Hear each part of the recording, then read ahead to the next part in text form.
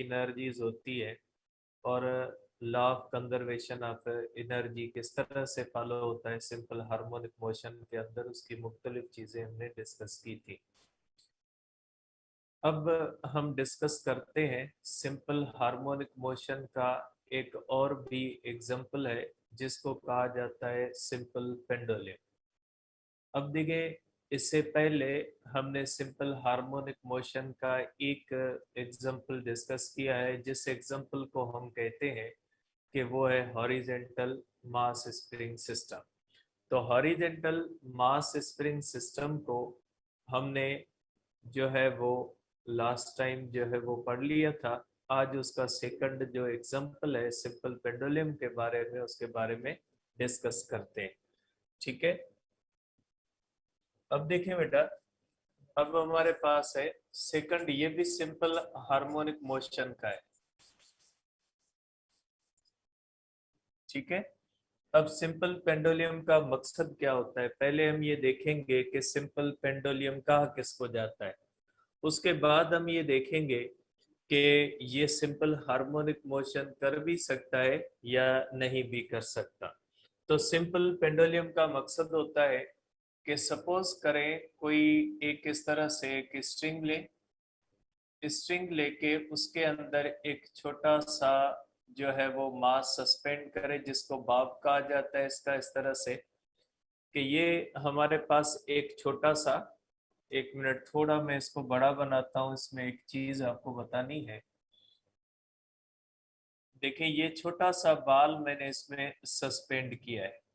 ठीक है, अब ये जो इस तरह का सिस्टम बनता है कि एक छोटे से हल्के से स्ट्रिंग के साथ एक छोटा सा बाल अगर सस्पेंड कर दे तो ये जो सिस्टम बन जाता है, सिस्टम को सिंपल पेंडुलम कहा जाता है। इसके अंदर पहली बात ये याद रखनी है कि इसकी जो लेंथ हम लेते हैं ना, वो लेंथ लेते हैं सेंटर ऑफ द मास से। लेंथ ऑफ द पेंडुलम जो होती है ना, वो हम सिर्फ इस स्ट्रिंग की लेंथ नहीं लेते, लेंथ हम जो लेते हैं from suspension point two the centre of the mass of the ball लेंगे। ऐसा नहीं है कि हम लेंथ कहां से लेंगे, सिर्फ इस स्ट्रिंग की या धागे की लेंथ नहीं। लेंथ ऑफ द पेंडुलम का मकसद होता है कि centre of mass of object जो भी उसके अंदर सस्पेंड करते हैं, उस ऑब्जेक्ट का सेंटर ऑफ मास और सस्पेंशन पॉइंट के दरमियान ये जो डिस्टेंस होता है, इस डिस्टेंस को हम कहेंगे यहां से लेकर यहां तक। ये जो होगी, ये हमारे पास है इसका सेंटर ऑफ मास सीएम, जिसको हम कहते हैं सिंपली सेंटर ऑफ मास। तो ये जाहिर करेगा लेंथ को। ठीक है, लेंथ को हम एल से शो करते हैं। तो लेंथ हम सस्पेंशन पॉइंट से लेकर सेंटर ऑफ मास तक लेंगे, ये बात ध्यान में रखिएगा। ठीक है, और सेंटर ऑफ मास क्या होता है ये हम चैप्टर 5 के अंदर पढ़ते हैं, पीएमसी के सिलेबस में नहीं है, इसलिए मैंने इसको डिस्कस नहीं किया था। और आपने पढ़ा होगा कि सेंटर ऑफ मास किसको कहा जाता है, या उसकी प्रॉपर्टी या उसकी पॉइंट्स क्या होती है, वो आपकी पढ़ी हुई होगी।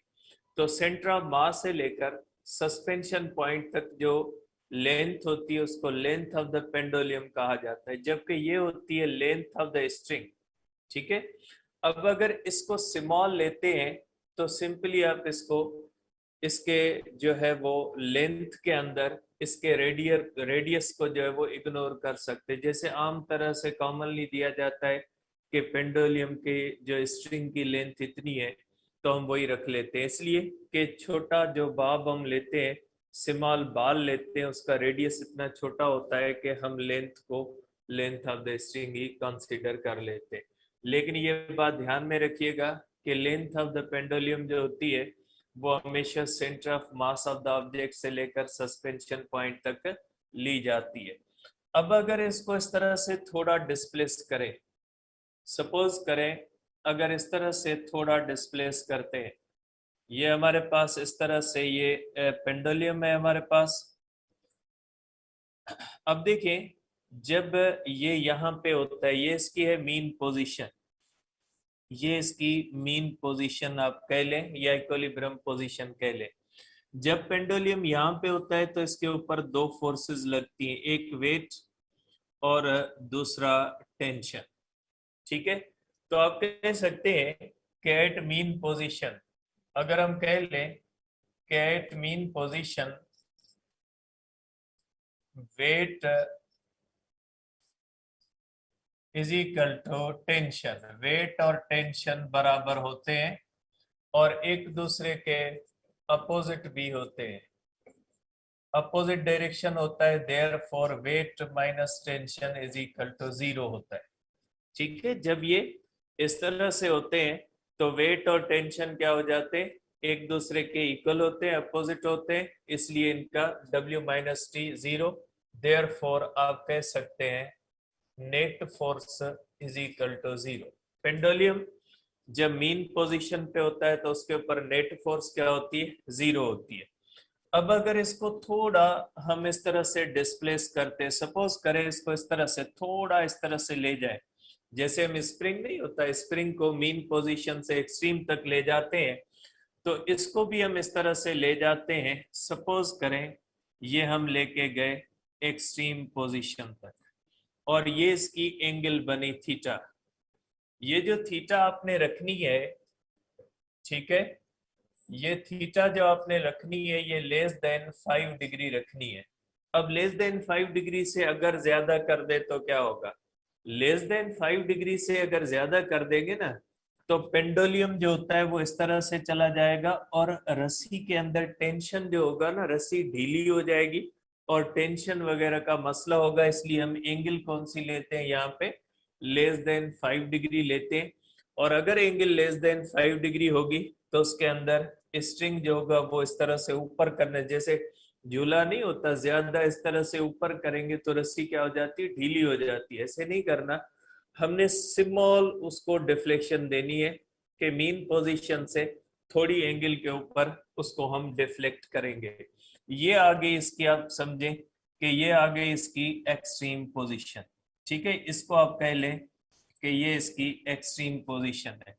अब जब ये एक्सट्रीम पोजीशन पे आ जाता है, ठीक है, ये एक्सट्रीम पोजीशन पे जब आ जाता है तो उसके ऊपर देखें, उसके ऊपर इसी तरह से हो जाते हैं। अब ये वेट डाउनवर्ड होगा इस तरह से, ठीक है, और ये टेंशन इस तरह से होगा।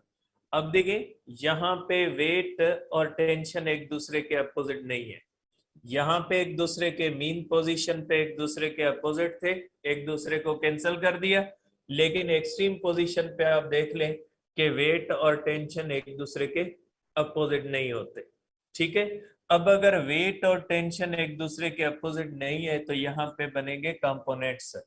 यहाँ पे वेट के बनेंगे दो कंपोनेंट, एक वेट का कंपोनेंट ये बनेगा W। ठीक है, अब ये थीटा और ये थीटा दोनों बराबर होंगी, थीटा के हिसाब से ये बनेगा W cos थीटा और ये बनेगा W sin थीटा। ठीक है, वेट के बने दो कंपोनेंट, एक बनेगा W cos थीटा, ये थीटा और ये थीटा दोनों बराबर होंगी, ये थीटा और ये थीटा बराबर होती है। थीटा के हिसाब से ये W cos थीटा होगा, W sin थीटा। सिमिलर इसी तरह से कंपोनेंट्स बनते हैं जिस तरह से इंक्लाइंड प्लेन के अंदर बनते हैं। अब आप देख सकते हैं कि W sin थीटा का डायरेक्शन किस तरफ है, टुवर्ड्स मीन पोजीशन। तो इसका मतलब ये हुआ कि जब मीन पोजीशन से एक्सट्रीम पोजीशन तक ले जाएंगे तो वेट के दो कंपोनेंट होंगे और W sin थीटा जो कंपोनेंट होगा उसका डायरेक्शन जो होगा वो टुवर्ड्स मीन पोजीशन होगा। अब जब हम इसको छोड़ेंगे तो ये W sin थीटा इसको मीन पोजीशन की तरफ ले आएगा और आपको पता है जैसे जैसे ये आएगा टुवर्ड्स मीन पोजीशन तो W sin थीटा कम होता जाएगा और यहाँ पे नेट फोर्स इसके ऊपर 0 हो जाएगी। तो इसका मतलब ये हुआ कि रिस्टोरिंग फोर्स जो होती है वो यहाँ पे कौन प्रोवाइड करता है, यहाँ पे प्रोवाइड करता है W sin थीटा। जिस तरह से हॉरिजेंटल मास स्प्रिंग सिस्टम के अंदर रिस्टोरिंग फोर्स कौन प्रोवाइड कर रहा था, रिस्टोरिंग फोर्स प्रोवाइड कर रहा था, रिस्टोरिंग फोर्स जो है वो प्रोवाइड हो रही थी इलास्टिसिटी की वजह से, स्प्रिंग की वजह से, जबकि यहाँ पे जो रिस्टोरिंग फोर्स पैदा हो रही है ये डब्ल्यू साइन थीटा की वजह से पैदा हो रही है। तो आप कह सकते हैं कि सिंपल पेंडुलम को जो वाइब्रेटरी मोशन में लाने वाली फोर्स है वो वेट का एक कंपोनेंट है जिसको डब्ल्यू साइन थीटा कहा जाता है। डब्ल्यू साइन थीटा वही रोल प्ले करता है पेंडुलम के अंदर जो रोल रिस्टोरिंग फोर्स प्ले करती है हॉरिजेंटल मास स्प्रिंग सिस्टम के अंदर। तो आप ये कह सकते हैं कि डब्ल्यू साइन थीटा इस बात का जिम्मेदार होता है कि पेंडुलम जो होता है वो सिंपल हार्मोनिक मोशन करता है। अब ये इस तरह से आएगा लेकिन इक्विलिब्रियम पोजीशन पे रुकेगा नहीं, इस तरह से चला जाएगा जिस तरह से जो है वो आपने पढ़ा था हॉरिजेंटल मास स्प्रिंग सिस्टम के अंदर, और ये इस तरह से चलाएगा।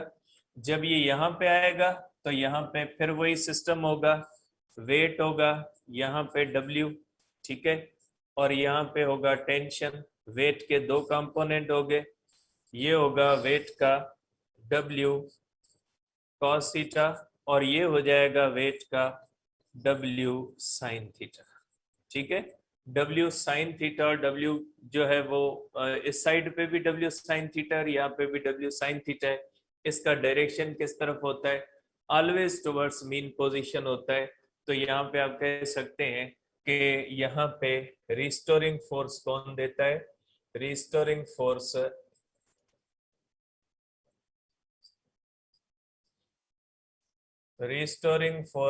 is provided by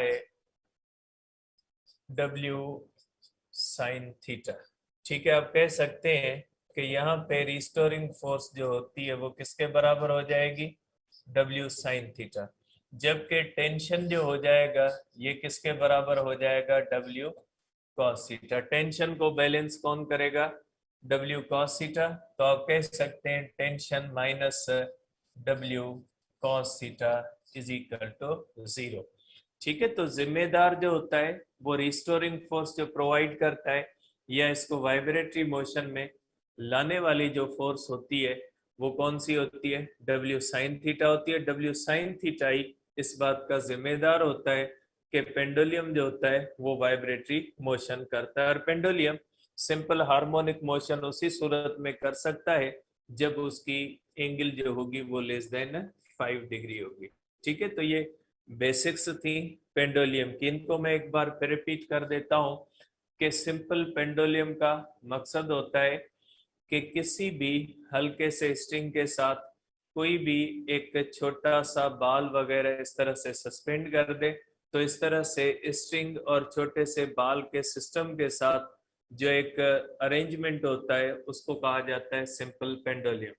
simple pendulum जब मीन पोजीशन पे होता है तो वेट और टेंशन एक दूसरे के बराबर होते हैं, लेकिन जब उसको मीन पोजीशन से थोड़ा डिस्प्लेस कर देते हैं तो वेट के दो कंपोनेंट बनते हैं, और वेट का जो डब्ल्यू साइन थीटा कंपोनेंट बनता है उसका डायरेक्शन टुवर्ड्स मीन पोजीशन होता है। डब्ल्यू साइन थीटा वही रोल प्ले करता है जो रोल प्ले रिस्टोरिंग फोर्स करती है, और वही डब्ल्यू साइन थीटा इसकी वाइब्रेटरी मोशन का जो है वो सबब बनता है।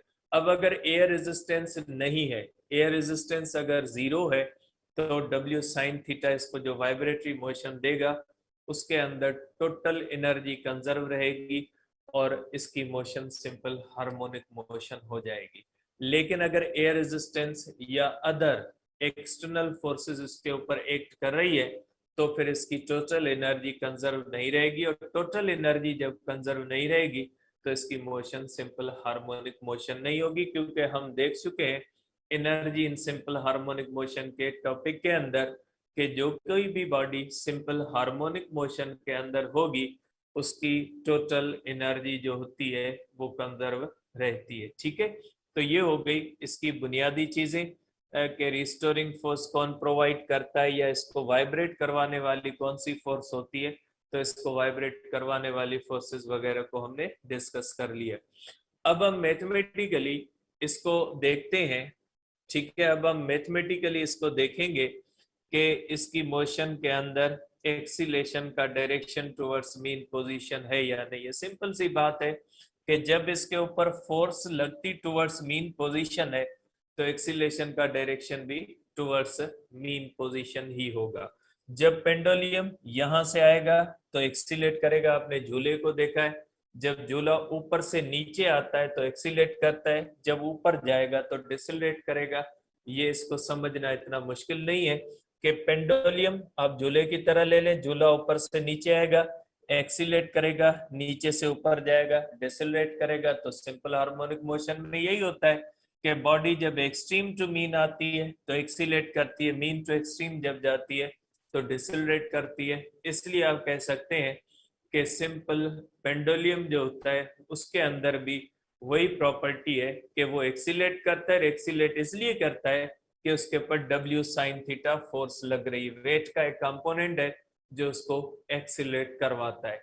ठीक है, और इस W sin थीटा का डायरेक्शन टुवर्ड्स मीन पोजीशन है, तो इसकी एक्सीलेशन भी टुवर्ड्स मीन पोजीशन होती है। पेंडुलम जब एक्सट्रीम टू मीन आ रहा होता है तो एक्सीलेट करता है, जब मीन टू एक्सट्रीम जाएगा तो डिसलेट करेगा। बिल्कुल उसी तरह से जिस तरह से हॉरिजेंटल मास स्प्रिंग सिस्टम के अंदर बॉडी जब एक्सट्रीम टू मीन आती है तो एक्सीलेट करती है, मीन टू एक्सट्रीम जाती है तो डिसलेट करती है। बिल्कुल सिमिलर जो है वो होता है सिस्टम जिस तरह से हॉरिजेंटल मास स्प्रिंग सिस्टम होता है। अब अगर इसको मैथमेटिकली मैं देखूं तो मैथमेटिकली इसको आप कर सकते हैं। ठीक है, मैथमेटिकली अब इसको हम करते हैं।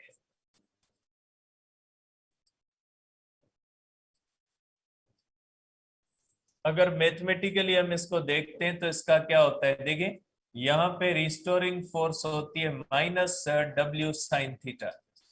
अब माइनस यहाँ पे मैंने नहीं डाला, मैंने सिंपली ये बताया है कि रिस्टोरिंग फोर्स कौन देता है।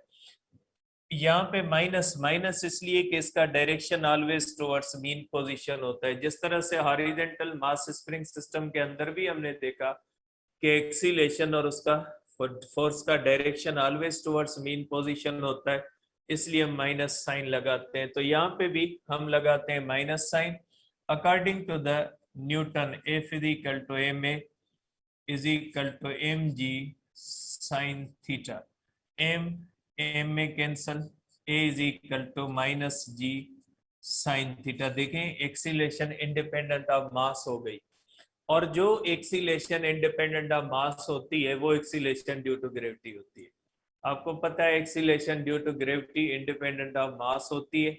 हेवी मास हो छोटा मास हो उनके अंदर एक्सीलेशन इंडिपेंडेंट ऑफ मास होती है। इसका मकसद है कि अगर आप इसका मास कितना भी रखो लेकिन अगर एंगल सेम होगी तो छोटे और बड़े मास दोनों के अंदर एक्सीलेशन क्या हो जाएगी, सेम हो जाएगी। ठीक है, अगर एक आप 1 किलोग्राम की बॉडी लो और एक ग्राम 1 ग्राम की लो, एक 1 किलोग्राम की लो, दोनों को अगर इक्वल एंगल पे डिस्प्लेस करोगे तो दोनों के अंदर एक्सीलेशन सेम आएगी, क्योंकि एक्सीलेशन इज इंडिपेंडेंट ऑफ मास। और एक्सीलेशन इंडिपेंडेंट ऑफ मास वो एक्सीलेशन होती है जिसके अंदर ग्रेविटी इन्वॉल्व होती है।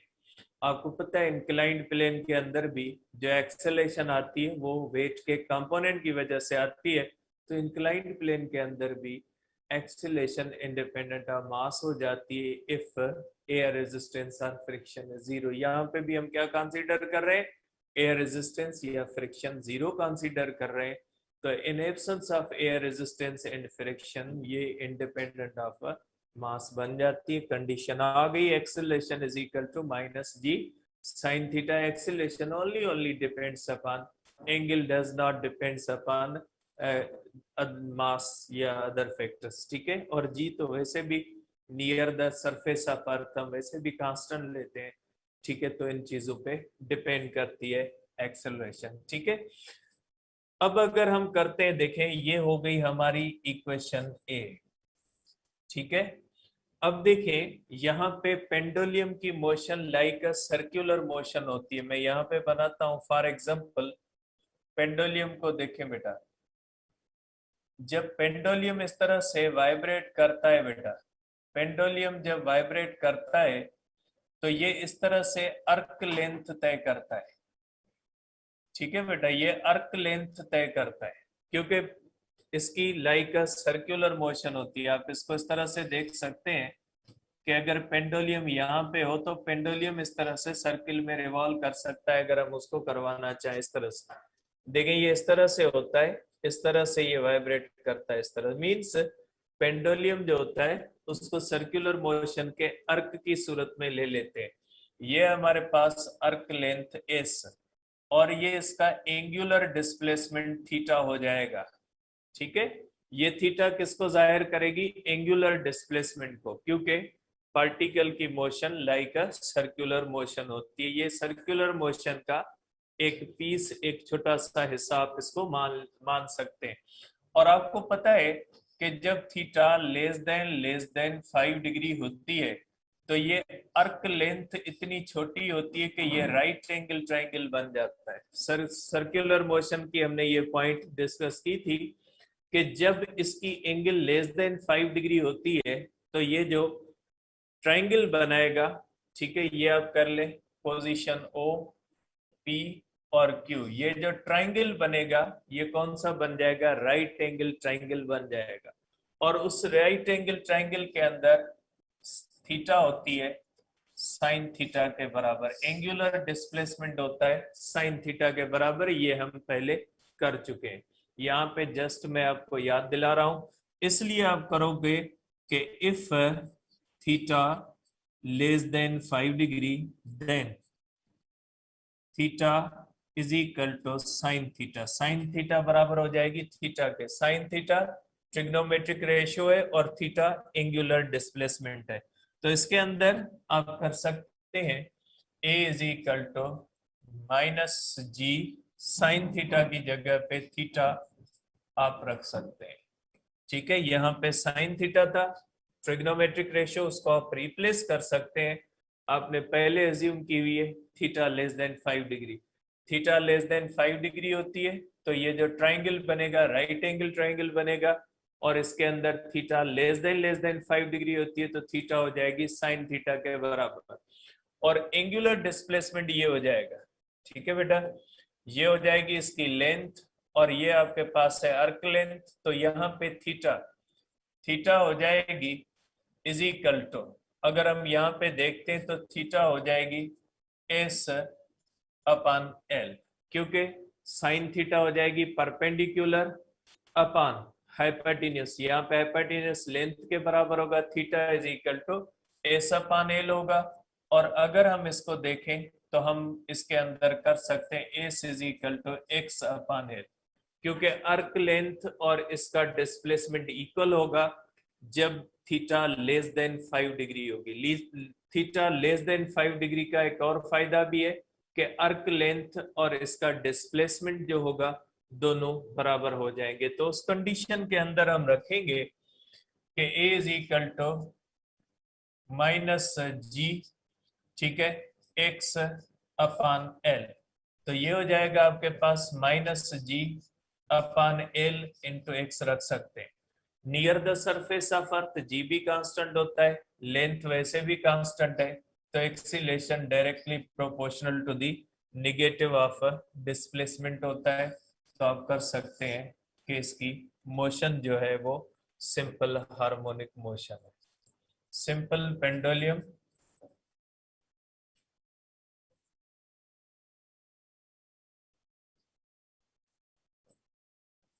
executes simple harmonic motion if air resistance is not present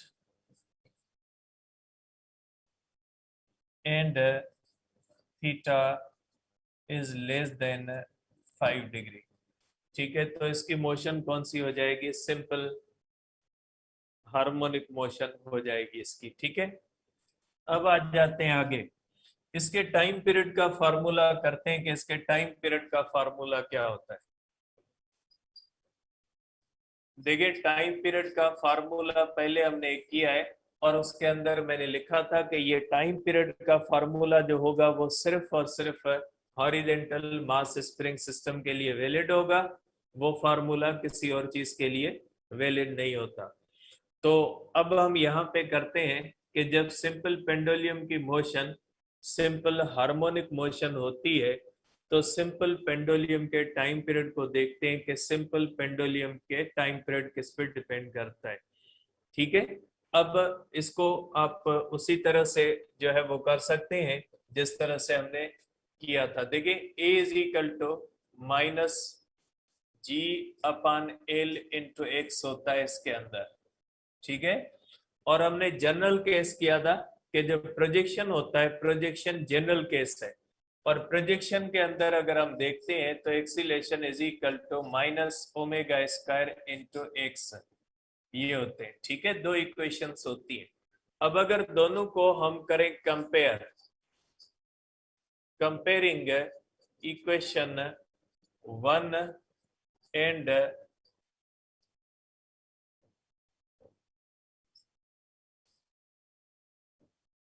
equation 1 and equation 2, दोनों को अगर कंपेयर करेंगे तो आपके पास आ जाएगा omega square x is equal to minus g upon l into x, ठीक है। एक्स जाएगा एक्स में, माइनस गया माइनस में, ओमेगा स्क्वायर होगा जी अपान एल।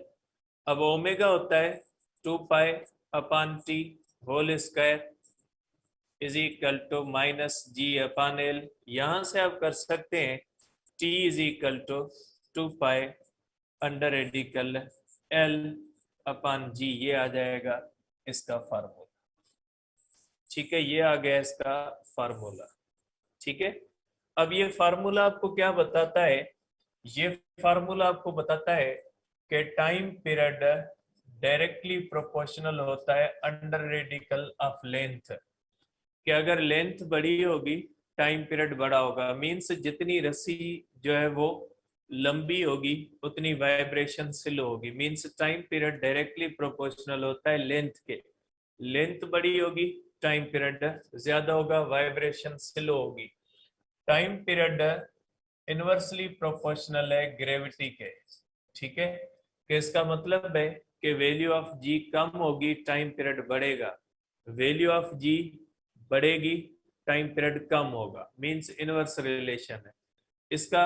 इसके बहुत सारे जो है वो फैक्टर बनते हैं जो आगे मैं डिस्कस करता हूं कि जी के कौन कौन से फैक्टर्स बनते हैं, ठीक है। अब टाइम पीरियड इंडिपेंडेंट है, time period independent of amplitude होता है, एम्पलीट्यूड के इंडिपेंडेंट होता है। ये मैं आपको पहले भी बात बता चुका हूं। इसका रीजन ये है, इसका रीजन ये है, एक्सीलेशन इंडिपेंडेंट ऑफ मास है। अगर एक्सीलेशन इंडिपेंडेंट ऑफ मास है तो छोटा मास हो बड़ा मास हो, अगर उसको इक्वल डिस्प्लेस करेंगे तो दोनों के अंदर एक्सीलेशन सेम आएगी। एक्सीलेशन अगर सेम आएगी तो जाहिर सी बात है दोनों का टाइम पीरियड क्या हो जाएगा, दोनों का टाइम पीरियड सेम हो जाएगा। आप इसको इस तरह से बना सकते हैं। सपोज करें एक यहाँ पे m1 है 1 ग्राम, आप इसको डिस्प्लेस करते, सपोज करें ये θ1 है, ठीक है। और एक आपके पास है मास है m2 is equal to 1 kilogram, लेकिन आप इसको डिस्प्लेस करते हैं ये θ2 है। If θ1 is equal to θ2 then time period same होगा, ठीक है। भले m1 is not equal to m2 because acceleration 1 is equal to acceleration 2 हो जाएगी, ठीक है। दोनों की एक्सीलेशन सेम होगी इसलिए दोनों का टाइम पीरियड क्या हो जाएगा, सेम। अगर दोनों के एम्पलीट्यूड्स जो है वो सेम है, आप इसको कर सकते हैं कि x01 is equal to x02, के दोनों के एम्पलीट्यूड्स अगर इक्वल होते हैं तो उस कंडीशन के अंदर मासेस भले डिफरेंट हो, टाइम पीरियड इंडिपेंडेंट ऑफ मास के हो जाता है, क्योंकि इसकी जो मोशन होती है वो वेट के कंपोनेंट की वजह से होती है, और ग्रेविटी जो होती है वो मास से इंडिपेंडेंट होती है, ठीक है। वो सॉरी ग्रेविटेशनल जो एक्सेलेरेशन होती है वो इंडिपेंडेंट ऑफ मास होती है, ठीक है, ठीक है। तो टाइम पीरियड इन चीजों पे डिपेंड करता है। अब इसके अंदर बहुत सारे और भी फैक्टर आते हैं कि टाइम पीरियड डायरेक्टली प्रोपोर्शनल होता है लेंथ के, ठीक है। अब आपको पता है कि length also changes with temperature, linear expansion आपने पढ़ा है, ठीक है। टेम्परेचर से लेंथ बढ़ती है, ठीक है, और टेम्परेचर कम होने से लेंथ कम होती है, कंट्रैक्शन भी आती है, एक्सपेंशन भी आती है। तो इसका मकसद है कि time period also depends upon temperature, या आप ये कह सकते हैं कि आल्सो डिपेंड्स अपॉन सीजन, ठीक है। सीजन के ऊपर भी डिपेंड करेगा कि time period also depends upon temperature. Temperature बढ़ने से बढ़ेगा क्योंकि डायरेक्ट रिलेशन है, टेम्परेचर बढ़ने से लेंथ बढ़ेगी तो क्या हो जाएगा, टाइम पीरियड बढ़ेगा, वाइब्रेशन स्लो होगी। और अगर टेम्परेचर कम होगा, लेंथ कम होगी, कॉन्ट्रैक्शन होगी, तो टाइम पीरियड क्या हो जाएगा, कम, वाइब्रेशन फास्ट होगी, ठीक है। आप कह सकते हैं कि time period changes with change off season, season के हिसाब से भी चेंज होता है। सीजन के हिसाब से इसलिए चेंज होता है कि आपको पता है कि विंटर के अंदर टेम्परेचर कम होता है तो उसके अंदर लेंथ कम होगी, और जो होता है समर के अंदर टेम्परेचर ज्यादा होता है तो लेंथ बढ़ेगी, ठीक है। मुख्तलिफ सीजन्स के अंदर टेम्परेचर की वेरिएशन की वजह से जो पेंडुलम होता है उसकी लेंथ वेरी करती है, और नतीजा ये निकलता है कि टाइम पीरियड चेंज हो जाता है। विंटर के अंदर टाइम पीरियड कम हो जाता है, समर के अंदर जो होता है टाइम पीरियड ज्यादा हो जाता है, ठीक है। गर्मियों के मौसम में टाइम पीरियड बढ़ जाता है, लेंथ बढ़ जाएगी, लीनियर एक्सपेंशन आप पढ़ चुके हो। और विंटर, सर्दी के मौसम में लेंथ कम होगी तो टाइम पीरियड कम हो जाएगा, ठीक है। तो ये होता है टेम्परेचर का असर। जो टेम्परेचर का डायरेक्ट तो पेंडुलम के अंदर कोई रोल नहीं है, लेकिन लेंथ का है, तो लेंथ के साथ डायरेक्ट रिलेशन है टेम्परेचर का। इसका मकसद है टेम्परेचर के चेंज होने से सेम पेंडुलम के अंदर चेंजेस आ सकती है, ठीक है। तो ये हुआ हमारे पास पहला केस पहले। और दूसरा इसका पार्ट है, दूसरा पार्ट ये होता है जो आपने जो है वो दो एमसीक्यूज इसके अंदर आते हैं। एक ये होता है कि अगर इस तरह से एक स्फीयर है और वो वाटर से फिल्ड है, ठीक है, अगर ये वाटर से फिल्ड है, ठीक है, अब अगर इसके अंदर एक होल ड्रिल करते हैं, ये इसका है सेंटर ऑफ मास, ठीक है, तो इसकी लेंथ हो गई, ये हो गई लेंथ। अब इसके अंदर एक क्वेश्चन आता है कि अगर इसके अंदर एक होल ड्रिल कर दे और पानी इसके अंदर से बहना शुरू कर दे तो क्या इसके टाइम पीरियड पे फर्क होगा या नहीं होगा? तो होगा, बिल्कुल, क्यों नहीं होगा? इसलिए होगा कि जब इसके अंदर से पानी इस तरह से फ्लो करता है, सपोज करें अगर इसके अंदर हम ये लें कि इसके अंदर अगर पानी फ्लो करेगा, इस तरह से होल ड्रिल करें और इसके अंदर पानी फ्लो करेगा, तो क्या हो जाएगा कि पानी नीचे की तरफ होगा और ऊपर एयर होगी, ठीक है। तो ये आप कहोगे कि ये जो होगा वाटर होगा, ठीक है, और ऊपर क्या भर जाएगी, इसके अंदर एयर भर जाएगी, जबकि इसके अंदर पूरा जो है वो वाटर है, ठीक है। और ये आप कह सकते हैं कि फ्लोइंग वाटर है, ये वाटर फ्लो कर रहा है। अब इसके नतीजे में क्या हो जाएगा कि आपको पता है कि इसके अंदर एक लिक्विड आ जाएगा, एक एयर आ जाएगी। लिक्विड की डेंसिटी क्या होती है? लिक्विड की डेंसिटी ज्यादा होती है as compare to the air. नतीजा ये निकलता है कि इसका सेंटर ऑफ मास शिफ्ट लेता है। सेंटर ऑफ मास हमेशा उस तरफ शिफ्ट लेगा जिस तरफ डेंसिटी बढ़ती जाएगी। सेंटर ऑफ मास फिक्स चीज नहीं है, सेंटर ऑफ मास शिफ्ट ले सकता है, मुख्तलिफ कंडीशन के अंदर सेंटर ऑफ मास शिफ्ट ले लेता है, ठीक है। तो नतीजा ये निकलता है कि इसकी लेंथ जो होती है वो इंक्रीज हो जाती है, और लेंथ जब इंक्रीज हो जाती है तो टाइम पीरियड क्या हो जाता है? इंक्रीज हो जाता है। इसलिए जब होल ड्रिल करते जाएंगे करेंगे, पानी फिल होता जाएगा, सेंटर ऑफ मास नीचे की तरफ शिफ्ट करता जाएगा, नतीजा ये निकलेगा टाइम पीरियड बढ़ेगा, मोशन स्लो होती जाएगी।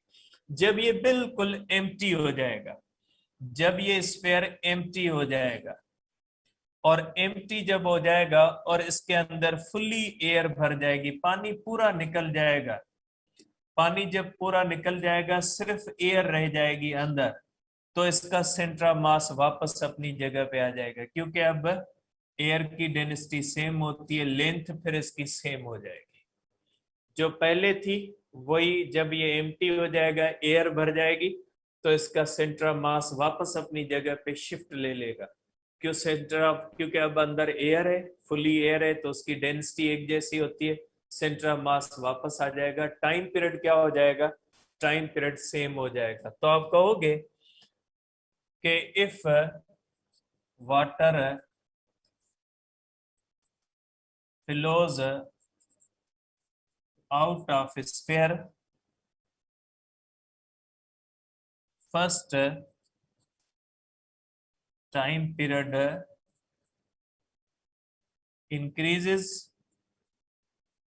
then becomes same।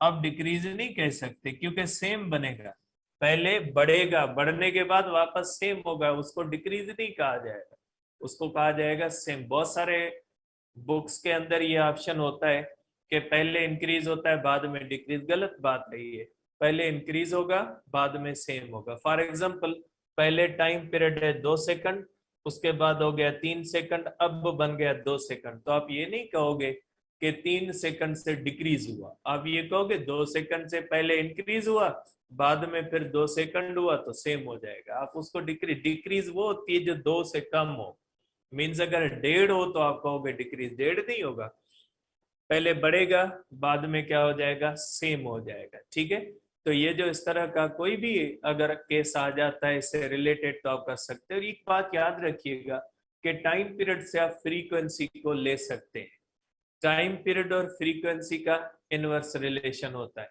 Time period अगर बढ़ेगा तो फ्रीक्वेंसी कम होगी। ठीक है, तो ये बात ध्यान में रखिएगा, हो सकता है आपको फ्रीक्वेंसी के बारे में पूछा जाए तो फ्रीक्वेंसी को आप टाइम पीरियड से जोड़ सकते हैं, जिस जो रिलेशन टाइम पीरियड के होते हैं वही फ्रीक्वेंसी के होते हैं, वहां से आप कर सकते हैं। अब इसके अंदर एक और भी केस है, इसके अंदर एक और केस होता है कि झूले का केस होता है। सपोज करें ये एक झूला है, इसके ऊपर कहा जाता है कि सपोज करें एक बच्चा बैठा हुआ है इस झूले के अंदर। ठीक है, आप ये कह सकते हैं कि ये चाइल्ड है, ठीक है, ये झूले के अंदर बैठा है और इस तरह से झूला झूल रहा है ये। ठीक है, अब ये बच्चा बैठा हुआ है, जब हम बैठते हैं ना तो हमारी क्लोज डिस्ट्रीब्यूशन होती है मास की, हमारे बॉडी पार्ट्स एक दूसरे के क्लोज आ जाते हैं, और जब बॉडी पार्ट्स क्लोज आ जाते हैं ना तो सेंटर ऑफ मास, जब उसके बाद हम उठते हैं तो उठने में हमारे मास की डिस्ट्रीब्यूशन ज्यादा हो जाती है, क्योंकि वो हमारी बॉडी इस तरह से फैल जाती है, जितनी बॉडी ज्यादा फैलेगी ना तो सेंटर ऑफ मास के अंदर चेंजेस आती हैं, सेंटर ऑफ मास शिफ्ट लेता है। सपोज करें ये बच्चा बैठा हुआ है, अगर बच्चा बैठा हुआ है तो आप कह सकते हैं कि ये बच्चे का सेंटर ऑफ मास है और ये इसकी लेंथ है। ठीक है, और इसका टाइम पीरियड T1 है। ठीक है, अब इसमें पूछा जाता है कि अगर बच्चा उठे तो बच्चे के उठने से उसके टाइम पीरियड पे क्या फर्क पड़ेगा। तो उठने से क्या होता है, ये फैक्टर आ जाता है। उठने से ये होगा कि अगर हम देखते हैं, ठीक है, ये झूला है इस तरह से, ठीक है, सपोज करें ये हमारे पास झूला है, अब ये बच्चा उठ जाता है। अब अगर ये बच्चा इसके अंदर उठेगा तो मास डिस्ट्रीब्यूशन इस तरह से हो जाएगी और इसका सेंटर ऑफ मास जो होता है ये सेंटर ऑफ मास शिफ्ट ले लेगा। सेंटर ऑफ मास के शिफ्ट ऊपर की तरफ शिफ्ट लेने से ये हो जाएगी लेंथ, और लेंथ 2 कम हो जाएगी लेंथ 1 से, और ये इसका हो जाएगा टाइम पीरियड 2। लेंथ कम हो जाएगी तो टाइम पीरियड जो होगा वो कम हो जाएगा। ठीक है, T2 कम हो जाएगा T1 से। बच्चे के उठने से सेंटर ऑफ मास ऊपर की तरफ शिफ्ट ले लेगा, ऊपर की तरफ अगर शिफ्ट ले लेगा तो लेंथ कम हो जाएगी, लेंथ कम हो जाएगी तो टाइम पीरियड कम हो जाएगा। ठीक है, तो ये फैक्टर्स होते हैं जो जो है वो आप कह सकते हैं के टाइम पीरियड पे असरअंदाज होते, कॉमन चीजें होती है, इससे जुड़ी हुई और भी चीजें हो सकती हैं। तो यहाँ पे जस्ट आपको कॉन्सेप्ट समझाना था कि इस तरह से सेंटर ऑफ मास जो होता है वो रोल प्ले करता है टाइम पीरियड के अंदर। इस तरह से अगर टाइम पीरियड लेंथ को चेंज करेंगे तो टाइम पीरियड जो होगा वो चेंज हो जाएगा। तो ये चीजें, ये फैक्टर है जिनका ताल्लुक लेंथ की चेंज से होता है। ठीक है, लेंथ चेंज होती है टेम्परेचर से, लेंथ चेंज होती है सेंटर ऑफ मास के शिफ्ट लेने से। तो इसका नतीजा जो होता है वो कहाँ पे आ जाता है, वो नतीजा आ जाता है जो है वो टाइम पीरियड के ऊपर या फ्रीक्वेंसी के ऊपर भी आएगा, क्योंकि जो चीज टाइम पीरियड को असर करती है वो फ्रीक्वेंसी पे भी असरअंदाज हो सकती है। तो इस तरह से आप कह सकते हैं कि ये बच्चा जो होता है, ये झूले का जो एग्जाम्पल होता है, इसके अंदर भी सेंटर ऑफ मास के अंदर शिफ्ट आई है। अब इसके बाद हम दूसरा फैक्टर जो है वो डिस्कस करते हैं कि टाइम पीरियड इनवर्सली प्रोपोर्शनल होती है जी। ठीक है, अब आप इससे जुड़े हुई चीजें जो है वो आप ध्यान में रखेंगे कि टाइम पीरियड इनवर्सली रिलेशन है जी के साथ।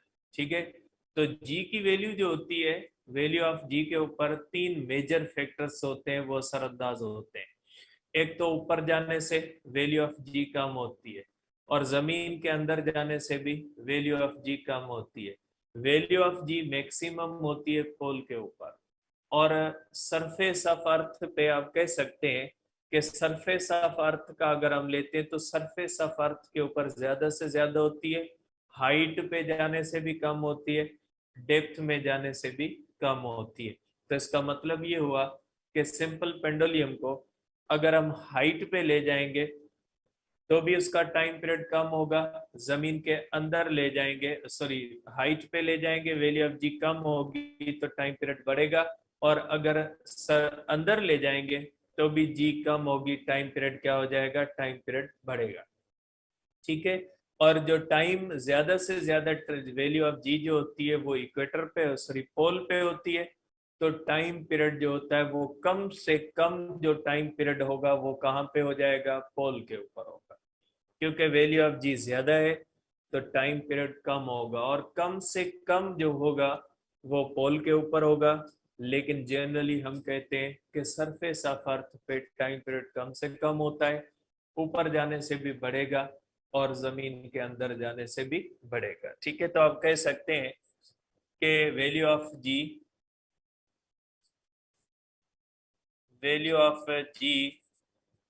डिक्रीजेस